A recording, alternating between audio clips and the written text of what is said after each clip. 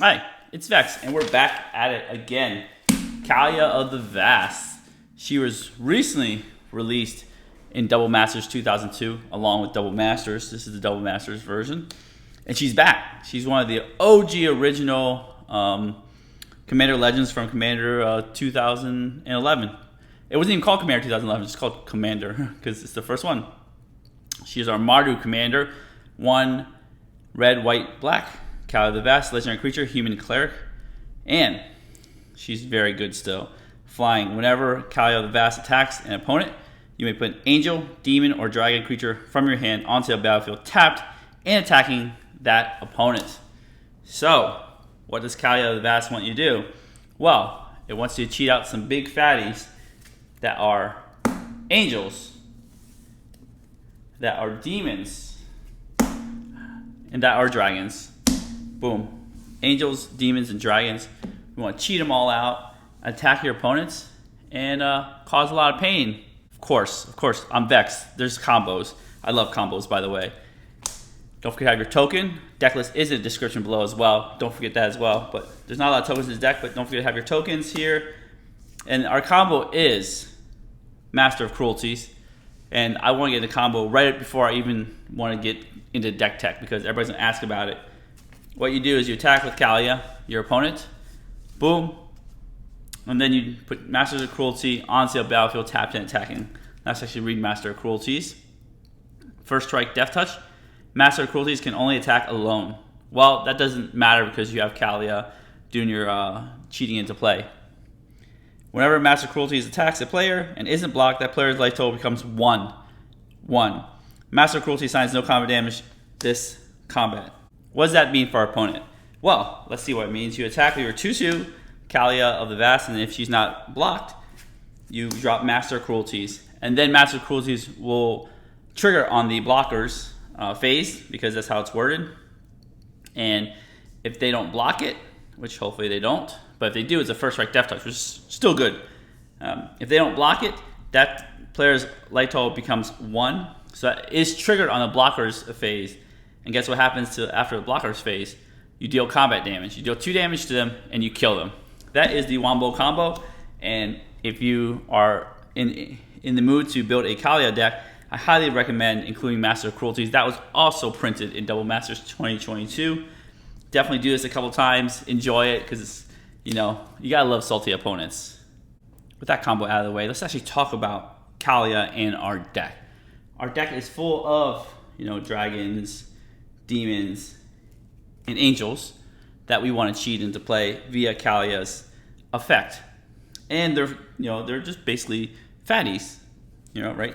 Fatties right there that we want to put into the battlefield for free, which is great. So she gets to cheat their casting cost. And I do warn you, Kaalia does put a big target on her head. You present Kaalia as a commander, they're going to be like, well, okay, let's just find a Swords Posture so I'm going to take care of her. That's just what you signed up for if you're building a Kaalia deck. Your opponents will gun after you. We do add a lot of protection to protect Kaalia. In this case, a lot of free protection. So keep that in mind as you're playing the game and building your deck. Definitely have good protection for Kaalia, because it is a big red target.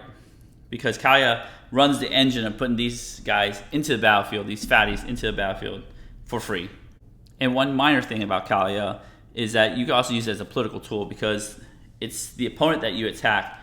You put the creature tapped and attacking that opponent, so you can negotiate a little bit. But usually, I just attack the opponent that has the strongest board that cannot block Kaalia.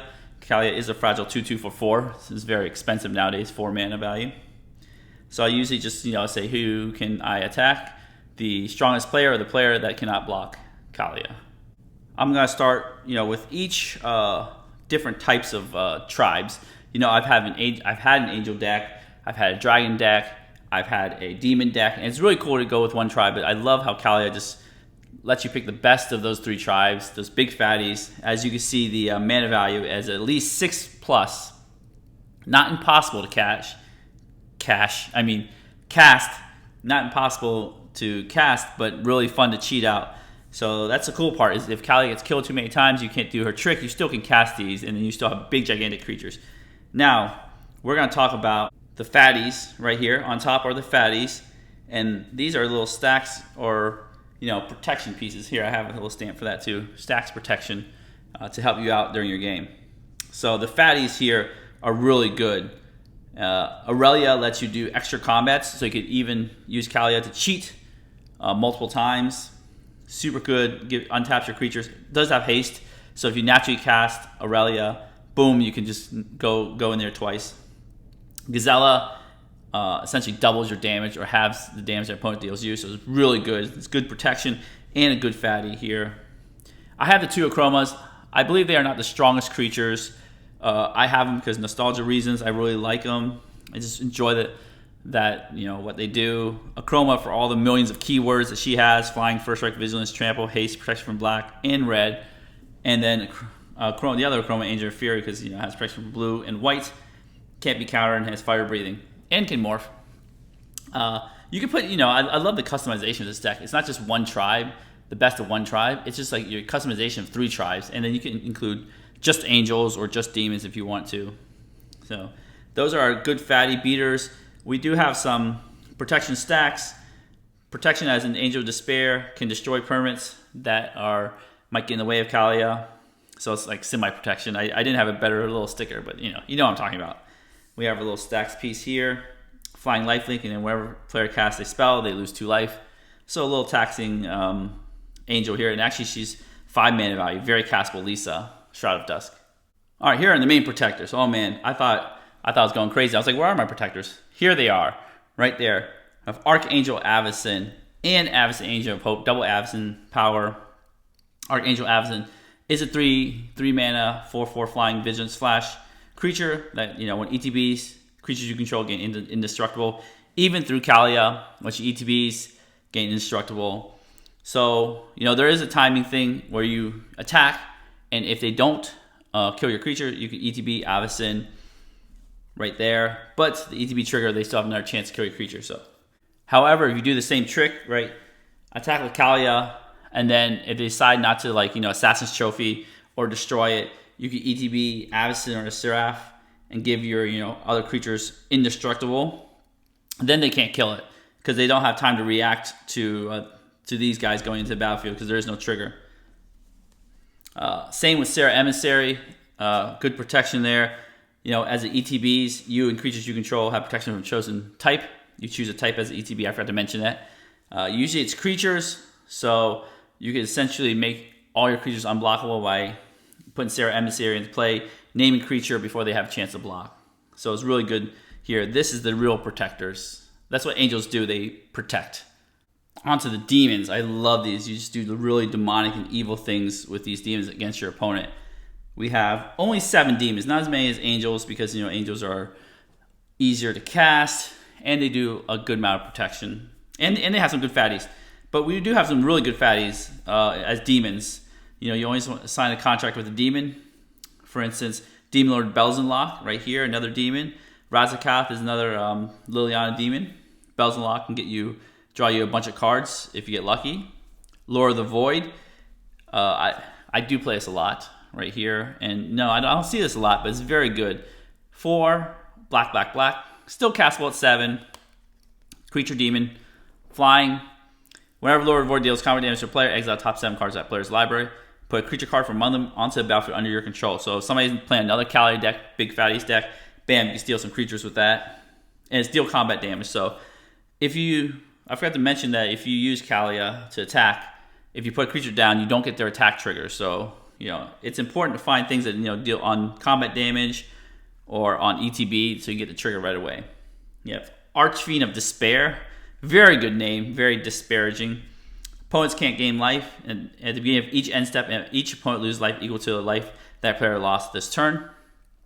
So it's super good. They crack a fetch land, they lose an extra life. They get whacked by Angel of Despair, 6, they lose 6 more life. Pretty good. Archfiend of Depravity. I like this card here. Let's actually read this. At the beginning of each opponent's end step, that player chooses up to 2 creatures they control and sacrifice the rest. So this is good against big boards. Definitely castable at 5. And note, this is each opponent. So you can keep your whole board, and bam, your opponents only have 2 creatures. So good against token decks.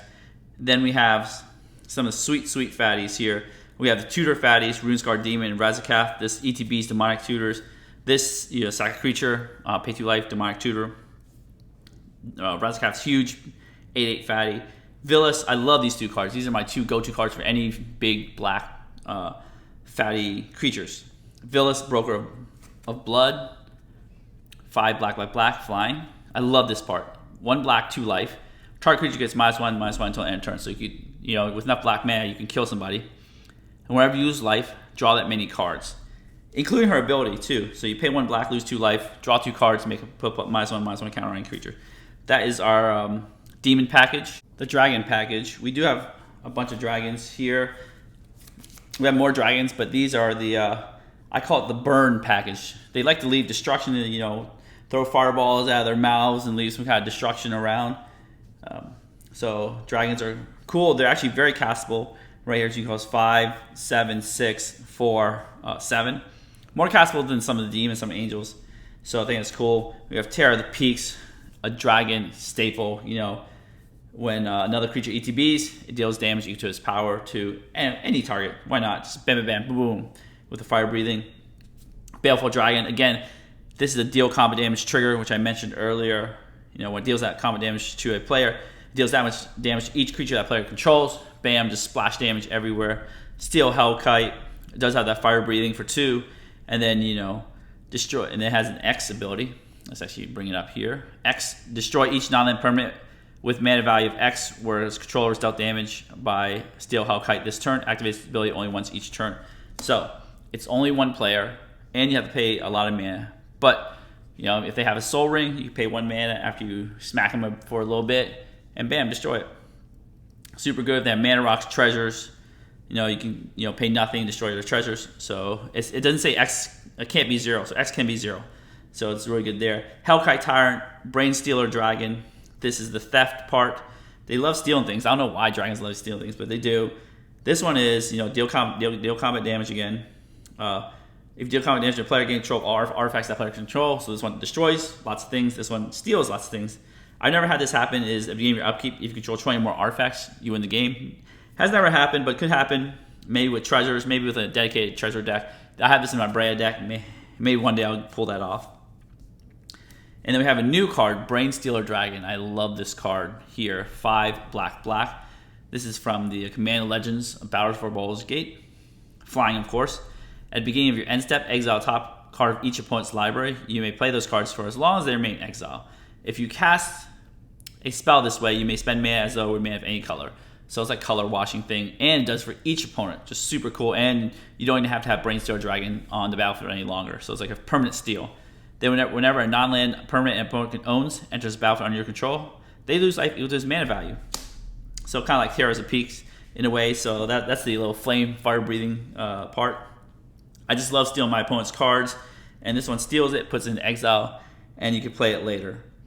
Last set of dragons are, I call it the value dragons. I don't have a label for this, but the value dragons, we have the 3 dragons from Commander Legends where if you connect, you roll a d20, and you do something based on that value. You make treasures, you make little dudes, or you get some graveyard manipulation back, so you can get some big fatties back if you roll high. And then we'll put it next to Junji, the Midnight Scout, which I really like. It's 3 black. I played against it, and it's very dangerous to play against. Flying Menace. When it dies, choose 1.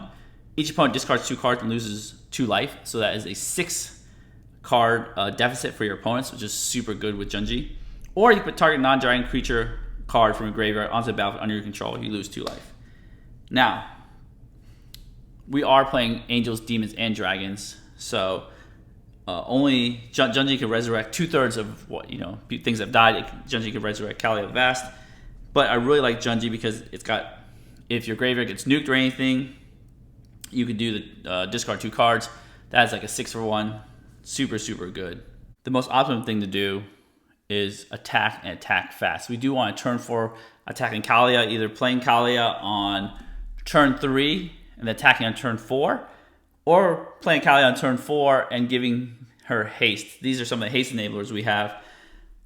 Dragon Tempest. Usually you play this in a dragon deck, but however, the way it's worded is not dragons. It says whenever a creature with flying ETBs under your control gains haste until end of turn.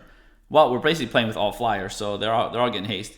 Then the second part is about dragons. Whenever dragon ETBs under your control, it deals X damage to target creature or player, or X number of dragons you control. That's not important. It's a 2-mana haste enabler, so it acts kind of like a 2-mana rock. So you can, because it lets you Kaalia attack right away. Hall of the Bandit Lord. This is an obscure card not a lot of people see.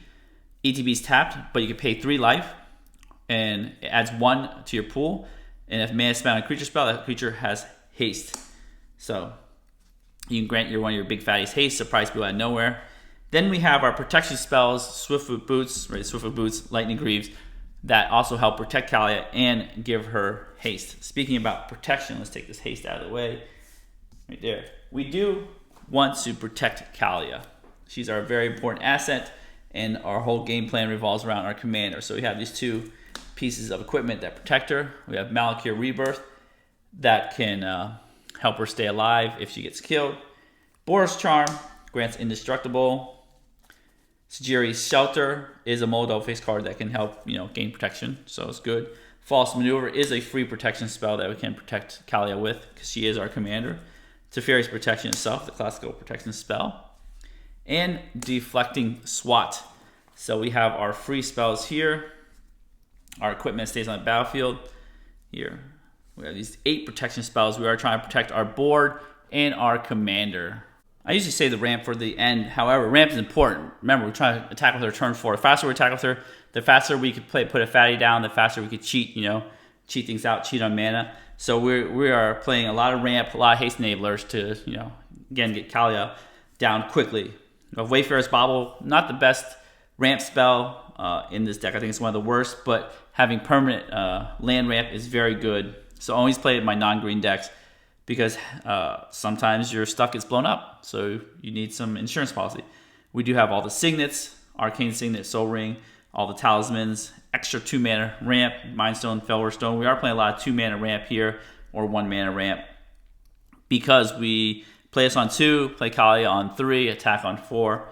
We got Smothering Tithe. That is not a 2-mana ramp spell, but Smothering Tithe helps you cast your big fatties. Ancient Tomb helps you cast your mana rocks on turn 1 or turn 2 and such. So very good cards, a lot of ramp in this deck. Some more non-dragon demon or angel card draw, Esper Sentinel, Black Market Connection, new card from Battle for Baldur's Gate. I really love this card. At the beginning of your pre-combat main phase, choose 1. So this is after you draw. I know it's not like Phyrexian Arena. You can choose all 3. You could create a treasure, lose a life, draw a card, lose 2 life. So the rate is not as good as Phyrexian Arena. Except you can pick all 3, which rates amazing here because you want to play a faster game. So you could ramp, draw a card, and then create a 3/2 colorless shapeshifter token with Changeling. You lose 3 life. So you can lose all 6 life and do all 3 modes. Siphon Mine. It sometimes can be a 6-for-1. 3 to black. Each other player discards a card. You draw a card for each card discarded this way. So if you have 4 players, they discard 3, you draw 3. So it's like a 6-for-1. Utility cards here. Lifelink, Black Market Connection, you lose life. Whip of Airboats helps you get lifelink and then put things back from your graveyard. Demonic Tutor is Demonic Tutor. No one's complaining about that. Soul Guide Lantern, Graveyard Hate because of people like me who play graveyard stuff. We do want the removal here. We want to get rid of some blockers, so we do have single target removal. We do have the free spell Deadly Rollick, Swords of Plowshares, Anguish on Making, Generous Gift, remove any permanent here. Swords kills a creature, Vandablast. Set people back to the Stone Ages if they're playing artifact deck. Ultra staple here. Then we have board wipes. The best board wipe, Ruinous Ultimatum. You all know what it does. If you've ever lived through a Ruinous Ultimatum, you know how painful it is. Blasphemous Act, Toxic Deluge, creature removal, and Farewell. Removes a bunch of stuff. I think it's very good. Land package going over super quick here. We got our 3-color lands. We have so the idea of our lands, we want our lands to come in untapped so we can play Kaalia. Again, very important. Kaalia on turn 3, attack turn 4. Play our Battle Bond lands, our super fast lands, on shock lands. Pain lands are going to reprint Dominaria, so it's really cool. These are, Horizon lands, more painful lands. Fetch lands, these are these slow lands, but, usually turn 1, you don't have turn 1 play. They come in tap turn 2, turn 3 and beyond, untapped. Our utility lands, Bajuka Bog, Graveyard Hate's always important, Orborg, Takanuma, Shizo. Shizo is really cool here. You can give legendary creature Fear. We have other utility lands like Vesuva, Deathspin Stage, Vault of Archangel, give you lifelink and Death Touch, which I think is super cool. basic lands from Unstable for the deck. Not a lot of basic lands, but you know, we gotta get those 3 colors in, and we gotta get those 3 colors in fast. Anyways, that is the deck tech. I hope you enjoyed the deck tech so far, but don't forget to give the video a thumbs up, smash the subscribe button, hit the notification bell to be alerted for new videos in the future, and deck list in the description below, along with TCG Player eBay affiliate link, whatever. Whoever owns them anymore. I don't know, CFB, TCG Player, eBay, they're all the same company now, right? Anyways, I'm going to shuffle the rest of this deck up, do a little gold fishing. I hope you enjoy this deck. This is my 2022 update of Kaalia the Vast with amazing cards that they have printed in the last couple of years. I love these new cards, and they're so powerful, and I can't wait to do this gold fishing. All right, anyways, I got to stop talking so I can actually get to the gold fishing. I'm going to shuffle this deck up, and we'll be right back. All right, we are back. Now, I know some people do the weird mulligan to a playable hand. I think this is one of the things where you have to have an honest mulligan, because you can technically keep mulligan to the god hand, you know. So usually you try to do honest mulligan here. We've done our mulligans here, 1 mulligan. See what we get. Okay, 7 cards, 2 lands. This is a land, but it's also a protection spell. So do we cross our fingers and spike a land, or do we try to play Kaalia on turn 3? I think sometimes you gotta just make sacrifices. Well, it depends. It depends on what we draw, but this is a good hand, because this is a land right here. All right, turn 1. Oh, I guess we did spike a land. Sweet. Okay, so we don't have to play this out. We could play our Kaalia right there. So we just play our planes. Go. Probably play better. Play Battlefield Forge. More colors are better. Pass the turn 2. Right there. More lands. Okay, we'll take that. Play our Spectator Seeding. Here we'll play our black. We'll play our Signet. There, turn 2. Okay, turn 3 Kaalia. Get ready for it. Turn 3, guess what's coming? Boom. Ooh, Dragon Tempest. Ooh, does this change things? It does. We can actually play a turn 4 Kaalia with protection. Even better, and lets us play our Mana Rock. Okay, this is the best thing ever here. Let's do this. So just go through here. We'll play our Mana Rock. We'll go through here. We'll play our Dragon Tempest. So now we're able to deploy a lot more mana quicker. Just super cool. I like it. Let's do that. It's a much better plan. Good top deck. Boom. Turn 4. Okay, we're still going to play a turn 4 Kaalia and attacking because of this Dragon Tempest. Drew another fatty. We have Aurelia. Now, Aurelia is one of those rare creatures that says whenever it attacks, so it won't trigger the first time, but will trigger the second time when you attack it naturally. All right, let's do it. Let's play our 4th land here. We will tap this, the plains, and the red. I think the white, yeah, that'll give us all our mana. Here, we can even give Kaalia Fear if we really wanted to. Well, we don't have enough black, but eventually we can. We'll play Kaalia the Vast right here. Whenever a creature flying into the battlefield you control gains haste. Boom, flying haste. Sweetness. Okay. And we can play for a protection spell here, and then have another protection spell here. Let's say they try to destroy Kaalia. This doesn't protect against Swords of Plowshare, so just remember that, unfortunately. But they try to destroy Kaalia, you'll just, tap this. Malakir Rebirth here. Kaalia still have haste, right, because of Dragon Tempest. Because, right here, whenever this creature dies, turns a battlefield tapped under its owner's control. I guess it has haste, but it's tapped. Unfortunately, that's not the correct protection spell we have, so it buys the opponent a turn, but Kaalia is still on the battlefield, so it's not bad for us. We go play next turn. Let's say we didn't get to attack with Kaalia, but we did protect her. Got another creature. So now we could play, heck, we could even play our Aurelia right there. Aurelia has natural haste, so you don't have to worry about Dragon Tempest. Play Aurelia right there. Now we could just, attack a Kaalia and Aurelia. Trigger, whenever it attacks her first time, each turn untap all creatures. That's itself.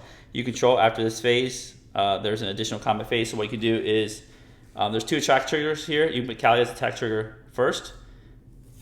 So that's what we'll do. We'll play Seraph Sky's Blade. It does give your other creatures flying indestructible, so 2 indestructible creatures. Trigger Aurelia, then you get to untap Serafara, right there, and then you do get another attack step right there. Boom, that's perfect. Have protection, another attack. Then you get to attack again. Here, this does have haste because of Dragon Tempest, so you can attack again. If you didn't have Dragon Tempest and you have Aurelia combo here, you can only attack with this once and then you untap, but you can't attack again because it doesn't have haste. But you can attack here again. Boom. We'll cheat in a Demon Bells Lock attacking. Now, when ETBs, right here, exile cards from top of your library until you exile a non-land card. Put the card in your hand. If the card's mana value is 4 or greater, repeat this process and deals 1 damage to you for each card you put in your hand. So, 4. Oh, okay, that's it. That's all we get. More protection. Our Bells Lock does not die. We're still good. We got Black Market Connection. So, we might run out of gas, but hopefully Black Market Connection can start refilling us. We were hoping Bells Lock refilled us, but sometimes you don't get super lucky. We do have 4 big fatties on the board, so it's really good turn 5. Pass the turn 6. We are doing double damage because we are attacking. Now, we have not had Dragon enter the battlefield to do 1 damage with Dragon Tempest. So we'll draw a card, a land, so we'll play that. Now, we do have Shizo. These all are legendary creatures, so you can give anything fear. We don't have a big fatty, so we don't have to worry about attacking with Kaalia. So, hypothetically, you can just go here, tap your Silent Clearing to give, Aurelia fear. Then you can attack with her. She keeps fear. Maybe Bells and Lock. That one. Fear, and then untap, and then attack again. We could still hold up our... If we tap everything correctly here, black mana is on the pinch. We could play our Black Market Connection for next turn. Just sweet. We have our protection spell just in case our Sephara dies. Let's say hypothetically somebody trying to kill her. You just protect her, give her protection from wherever else is trying to kill her. You pass the turn. We'll play another turn. This is a fun deck. Why not? You play that, tap all your stuff. Let's move our mana rocks over here. You draw a card. Black Market Connection, Flawless Maneuver, good protection spell. You draw a card. Let's say Black Market Connection, we're doing all of it because we're just so greedy. We're very greedy here. We want a treasure, a shapeshifter, and the card. We want it all. Boom. Archfiend of Despair. Oh, that's super cool. Okay.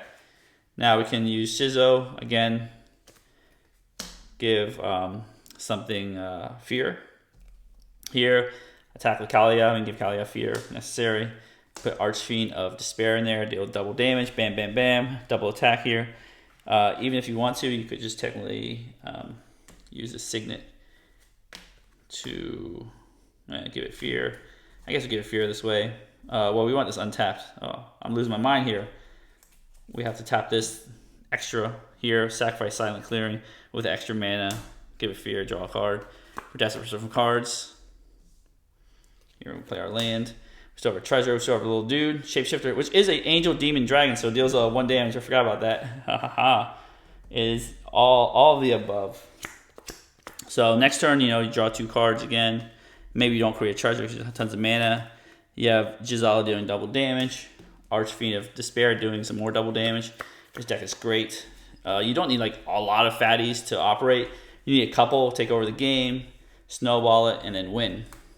Boom. So yeah, we didn't have that many fatties, but it was still super fun. We had good card draw, good haste enabler, some good protection spells right here. Really enjoy that. And I feel like I've noticed lately people have been running less and less interaction. And, Kaalia gets through. Well, if you enjoyed this video, give the video a thumbs up. Smash subscribe by hitting the notification bell to be alerted for new videos in the future. I have the deck list in the description below, along with the eBay, TCG, players, CFB, SCG, cool stuff, whatever, Card Kingdom affiliate link below. I only have one affiliate link. I'm just messing with you. TCG player affiliate link down below. Write some cool comments. Support the channel and write some cool comments. And as always, have a wonderful day.